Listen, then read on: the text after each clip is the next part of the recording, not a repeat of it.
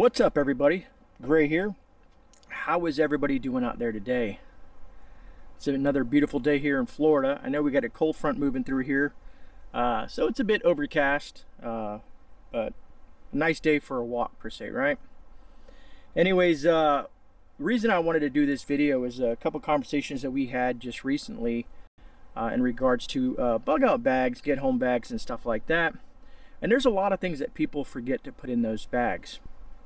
So I kind of want to go over that kind of information here. I'm going to go find a spot to kind of hang out in, see what I can come up with down this trail, and kind of just touch on some of these things that maybe you're unaware of. I think I have a list of about 25 different items, maybe even one bonus one that kind of popped in my head as I was thinking of putting this list together.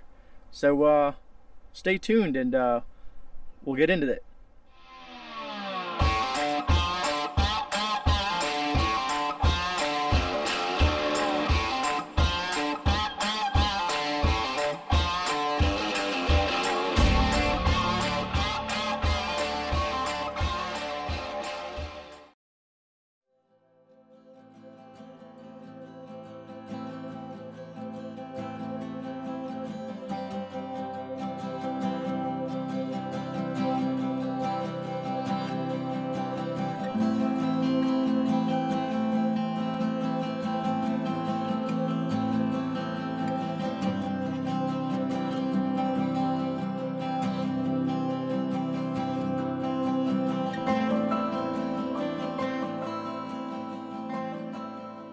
Alright, everybody, so let's kind of dive into these 25 items that some people that are new to prepping may forget to add to their, let's say, get home bag or their bug out bag and whatnot.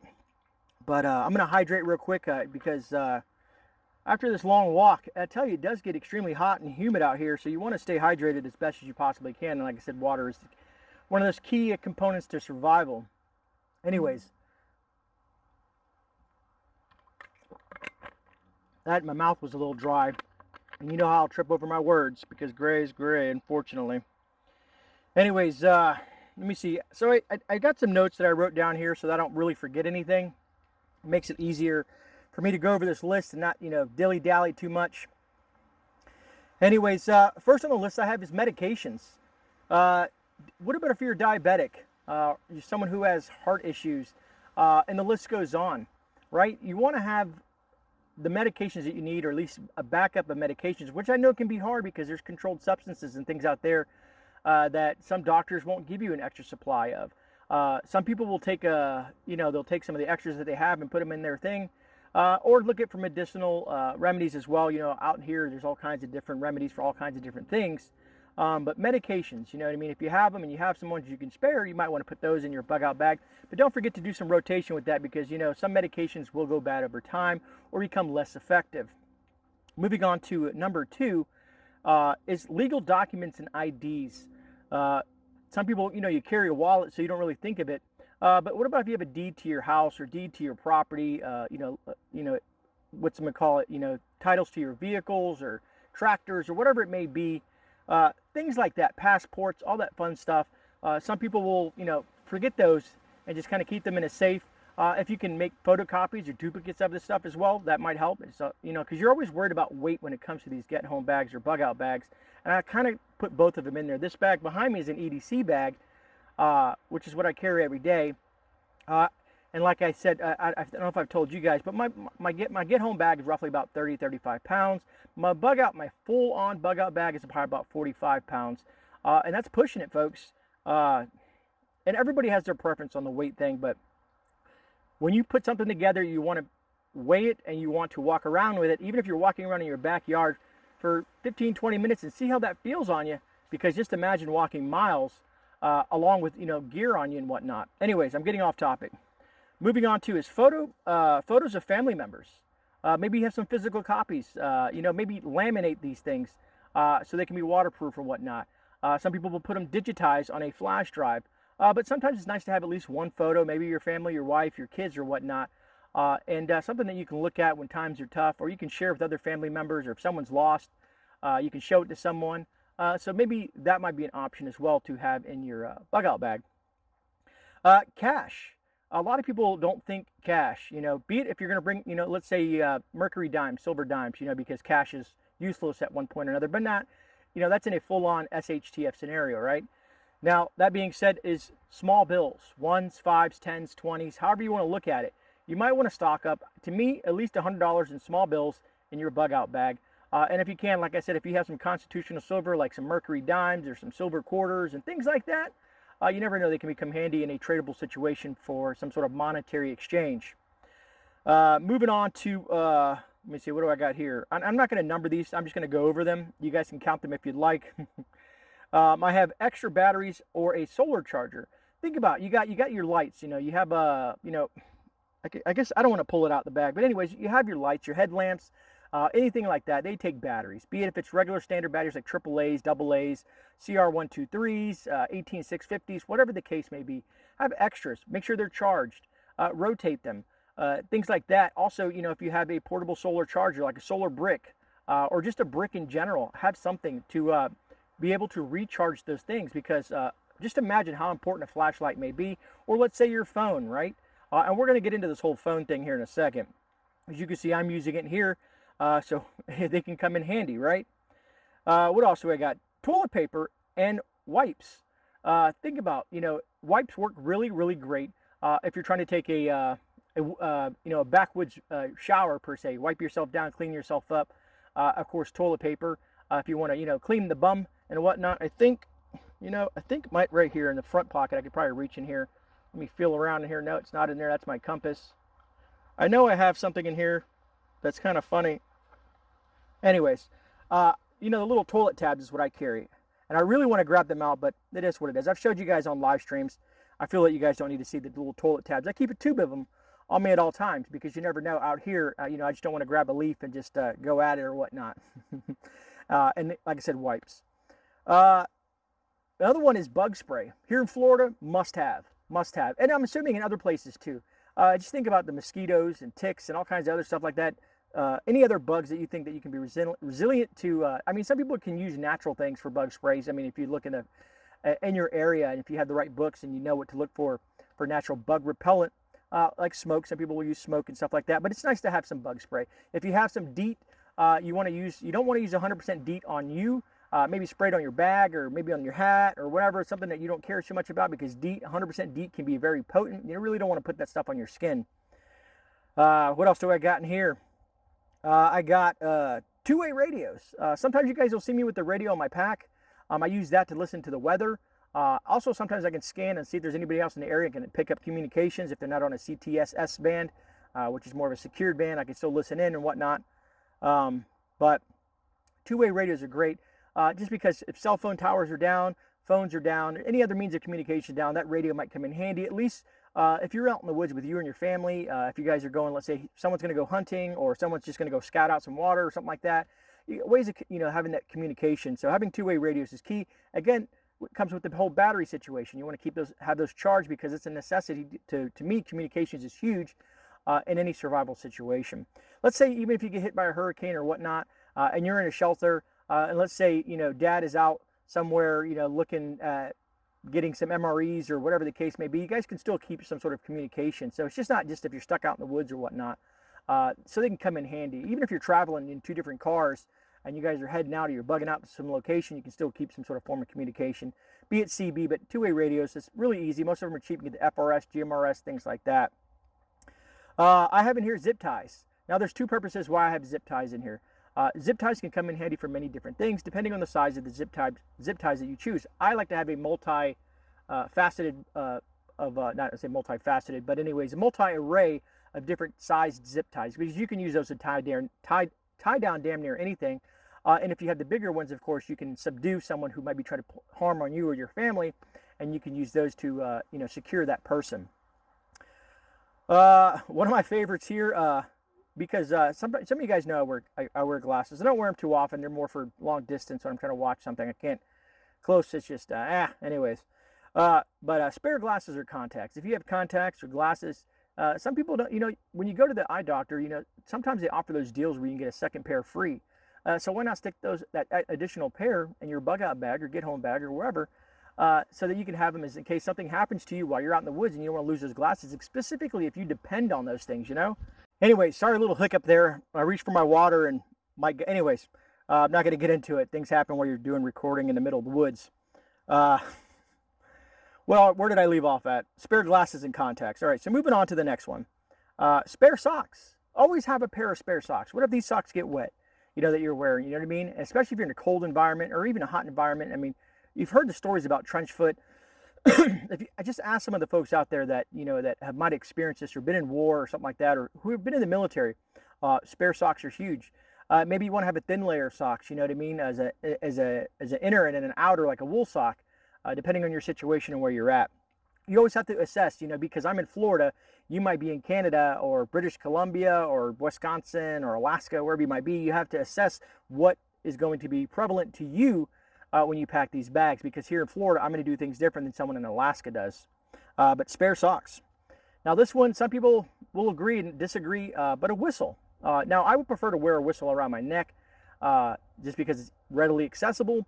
But a whistle can come in handy, let's say for your children, your wife, or whoever that you feel that just in case maybe they get lost, or maybe they get a loose sense of direction, or maybe they're just trying to call attention to themselves and ask for help. I know some people say, you know, you want to just stay low and stay quiet, but sometimes the situation may call for a whistle, an emergency whistle. So just having a whistle inside your bag could be beneficial to you as well. And like I said, I'm hoping by just stirring up some ideas by going over this list here, that's going to give you some ideas that you can assess what might be best for you. What else do I got in here? Baking soda. So baking soda comes in handy for a lot of different things. It's an absorber. You can use it for different types of things. But I always have a little small bag of baking soda for specific reasons. I guess I should really go into detail about that one. Maybe I'll do that on a live stream if you guys want to follow up some of this information and why I chose some of these things that people may forget. But baking soda can be used for several different things outside of what I'm just talking about, just having it in your bag. I just don't want to go too deep into it because I know this video is going to go long and someone's going to complain, because that's what they always do. And not you guys. It's just the fringe of the YouTube universe. There's always someone out there, right? Anyways, folks, let me get back at it. So what else I got in here? I got condiments and bouillon cubes. You know your little salt and pepper condiments that you get in some of those little things, little plastic forks you get salt and pepper. Maybe some little bouillon cubes. Maybe you brought some in here. You got some, and some, let's say some Mountain House in your bag or whatnot, or you got some ramen noodle or whatever the case may be, and you want to spice things up a little bit. You know what I mean? You want to add some flavor to it. Plus the salt in the bouillon cube could be beneficial to you as well. So you just want to add flavor. I mean, some people, let's say you're out there hunting and you knock down a squirrel, and maybe you want to throw it, make some squirrel stew and throw one of those bouillon cubes in there. I don't know, but you guys get what I'm saying. A little salt and pepper packets. They're very lightweight, so why not make a little Ziploc bag, put some of those condiments in there, and seal that bad boy up. You can use if you have one of the family food savers, you can use that as well. If not, take a couple different Ziploc bags, duct tape the end of it, throw it in your bag, rubber band it, whatnot. And every time I say whatnot, it makes me think of a conversation I had in the comment section earlier today. Anyways, moving on. Oral rehydration salts. I'm using a technical term, oral rehydration salts, but stuff like Pedialyte packets. You guys have seen, I've showed you guys a little Pedialyte package. You can throw those in your water. It's just especially here, like out here, I'm sweating my you-know-what off. And I mean, I'm soaked. My pants or my shorts are soaked. I decided to wear shorts today. My shirt's soaked, and I just probably made a bunch of noise hitting my mic. But things can get very saturated. You can lose water relatively quickly, even in northern region, and when it gets cold out there, people don't think of dehydration as much in there when they should. But here in Florida, huge, having rehydration salts in a pack, be it I have them in my EDC bag, my get home bag, my bug out bag, I have them in my vehicle. You just never know. In my emergency packs, it's just something that I find it's very, very important.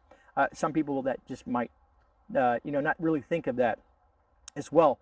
Water filter or purification tablets. I've had a conversation again, all these things spark conversations that I've had in the comment section because I love commenting with you guys and interacting. Water filter, say something like the Sawyer Mini, right? I'm not a fan of the Life Straw too much. Some people love it. I don't know. They've made some newer versions of it, but I like the Sawyer Mini. I've had nothing but luck with that. I'm going to do some water filtration reviews here soon enough. I got a couple of them that I'm going to go over. We'll see how they work. But there's some more expensive ones, but something cheap and effective. Sawyer Mini. Little purification tablets, you can buy those at any camping store, the Coleman little things. You can get one that just purifies the water, and you can get one that also helps the taste. They come sometimes in a combo pack. It's up to you what you want to spend. But water filter and purification tablets, because you can't always haul all this water around, folks. 1 gallon per minimum per day, just living. Just think about that, 1 gallon. How much does a gallon weigh? Put that into perspective. So ways to, if you find a water resource or whatnot, you need to purify that water. Learn how to purify water. Super huge. And if you have a water purification system like a Sawyer Mini or purification tablets, it's just going to make things a lot faster and get you hydrated a lot quicker. This is one I think is really cool, and I put this in my daughter's bag, is pepper spray. And people say, why pepper spray? Aren't you going to use your firearm? Well, sometimes you need a less lethal option. Less lethal option for folks to subdue somebody. Pepper spray can really affect certain people, especially if you know how to spray it, where to spray it. Make sure you're not shooting it in the wind and getting it on you and putting yourself at risk. But also as a deterrent against some animals out there. Some people use bear spray. I don't know having a big ass bear out there, but I know in general, other small critters and whatnot, if you're just trying to shoo something away, bear spray may work for but pepper spray may work in your favor. Just something to think about, right? Gloves. You guys have seen me in the past. I put gloves on. I have, latex gloves, vinyl gloves. I also have, work gloves. If you're out here, you're messing with these woods and stuff like that, or thorns, prickers, you're working with a knife or an axe or whatever it may be, you get some calluses on your hands. So using a decent pair of gloves can come in super handy. And it goes beyond here. Like I said, I'm just touching on the tip of this, folks. I can go in great detail on every one of these items in great detail, but we'd be here for 2 hours. And I know some of you guys would enjoy that, but most probably would not. Masks. And I know some people are going to hate this one, right? But so having a mask, let's say, you've heard so much about these N95 masks, and also then you have your gas mask, and the list goes on. There's different types of masks for different applications. But, if there's stuff in the air, right, pollutions and stuff like that, polluted situation, let's say there's a chemical situation or whatnot, maybe you have a mask, a respirator, a small mask, or something that you can keep in there to help you maybe get through, instead of inhaling smoke inhalation and stuff like that. There's different types of masks that can do a bunch of different things. So assess what might work best for you. But some people will keep those N95 masks because of the situation or wherever they're around. Like me in California, I'd probably wear a mask all the time. Not really. But I'm just thinking about how polluted that area is out there, and they're so clean. Anyways, I'm getting political here. Sorry about that. Moving on to plastic bags, contractor bags, black trash contractor bags. You can get some of the cheap at the Dollar Tree. They have some decent ones there. Any bag is better than no bag, but you can go to Home Depot and get these really thick, heavy mill black plastic trash bags. You can use them for ground cover. You can use them to stuff stuff in so that you can make a bed. You can use them to haul things around. You can even fill them up with water, hang them up in a tree. If it's black and the sun hits it, and it heats that water up, and use it as a little, bushcraft kind of shower or impromptu shower. Lots of things you can do with trash bags. Matter of fact, I did a whole video about trash bags. Didn't do so well, but it is what it is, right? Sewing kit. Having a sewing kit can come in handy. I know some people say, well, I'll just duct tape everything. I got all this duct tape in my bag. I'm going to duct tape everything. Sure, that works great, but there's certain things that you're going to need to sew. Duct tape can't solve everything. It has a million uses, but it's not going to solve everything. So having a sewing needle in hand will come in very handy. And learning how to sew, you know what I mean? You're learning how to use some of the stuff that's in your bag is also huge. So knowing how to sew things up, different threads, different needles, there's all different types of information when it comes to sewing. And we have some great people in the community that are awesome sewers that can possibly teach you guys if you guys have questions. If you haven't been in the Discord, there's folks in there that talk a lot of different stuff. Moving on to maps, actual physical maps, either laminated of your area, surrounding areas, anywhere that you may be headed. Having physical maps. You can't always depend on the phone, but it's nice to have. You can pull it up, but if there's no satellites or something goes really sideways and you don't have access, no power, whatever the case may be, you want to have physical maps. Your phone dies, then you don't have no Google Maps or whatever you think you're going to do, or some downloaded maps, whatever you might have on your phone. So having physical maps of your area, keeping some in your car, your bag, and other places, learning how to use maps, learning how to use a compass properly, that would come in handy as well. I guess I should throw that in there, have a compass and map. But yeah, physical map. Well, so I got knife sharpeners. Now, some people, there's some huge monster, 5-pound knife sharpeners. I don't mean that, folks. I don't mean that. There's some really great small little knife sharpeners out there. A dull knife will suck. And so you want to keep the knife that you're using, be it whatever knife it is. I think, what do I have here? I think I have a Mora today. And I also have a folder on me. But The thing is you want to keep your knife sharp. Some are easier to sharpen than others, depending on the type of metal that's on that blade. But having a small, compact knife sharpener, at least to try to get an edge back on that blade. Or some people have a small whetstone. If you know how to use a whetstone properly and you know how to bevel that in, because some knives have different angles and whatnot. But again, I'm going to go off down a tangent here. Books. Yes, Gray said books, or I said books. And, I just noticed that I am speaking in third person. So that person out there that hates it when I speak in third person, my apologies, but it just happens, man. It's just part of who I am. So I do apologize. But anyways, books. People are like, what do you mean books? Well, here's what I mean about books. Let's say you have an electronic device like a phone or a Kindle or something like that. Maybe have a bunch of stuff downloaded to that. So that, let's say if you have a solar charger and you can charge that Kindle or that phone so that you can access that books. And some people are thinking, well, didn't you just say that, it's nice to have this or that? Yes, but if it's an accessory that you can possibly use, outside, let's say you're looking at the map, but then you're reading a book about something else. So you want to have, you can kind of see where I'm diverting from certain things. And I'm not, this is not saying something about EMP and then of course all electronics are dead. But anyways, because you don't want to carry a bunch of books. Now, I do carry some little small books in there, like, some of my medicinal plant books or edible books. They're very lightweight. But you can have, let's say, a small Kindle or something like that and download a bunch of information on there. You want to power it off, keep that powered off until you're looking at it to save battery. Some of these batteries can last a couple of days if you're not using it or haven't turned on. And make sure if you're using your phone, you can put it in airplane mode so it's not searching for stuff and doing a bunch of other stuff. There's ways to conserve energy on these products. All right, last but not least, actually, I got two more. One is aluminum foil. And aluminum foil can come in, you can use it for camping, you can use it for signaling, you can use aluminum foil to try to make a solar oven. You can do a lot with aluminum foil, and it's versatile and it's cheap. I would say not cheap anymore, with inflation the way it is, but you can use tinfoil for so many different purposes, and it's very lightweight. Some people will fold it up, some people will keep all different types of different tinfoil, you can, and you want to get real tinfoil. Don't get the cheap stuff, folks. I know some people are trying to save a buck or two, but the real tinfoil is just beneficial. How thick it is, what you can use it for. Like I said, you can wrap food. Let's say if you're cooking up a squirrel and you want to wrap that in there and put it on the fire. There's just different things that so much you can do with tinfoil, just to, food for thought. And last but not least, this is kind of a bonus. If you got kids out there, this is to you folks out there, is diapers or pull-ups. Do you have additional diapers or pull-ups or cloth diapers or something in there for your children, for your child, for your babies? Do you have some of those stored in your bug-out bag? It's a huge one, folks. A lot of folks will forget that. They say, well, I got my diaper bag, but keep some in your bug-out bag or get-home bag or wherever you may be. Sometimes store diapers anywhere you can because you never know, whatever if you're traveling and whatnot. But anyways, diapers, so that's something to think about. Anyways, I think I've rambled on long enough. Hopefully you guys got some sort of value out of this. If you did, of course, hit that thumbs up button. I truly appreciate that. I'm going to head out and I try to get home enough time for dinner. It is like 6 o'clock in the afternoon. Luckily, with the whole time change, I got more sunlight. Anyways, folks, I will see you guys tomorrow night, 10:30 p.m. live on the stream. I will have a guest.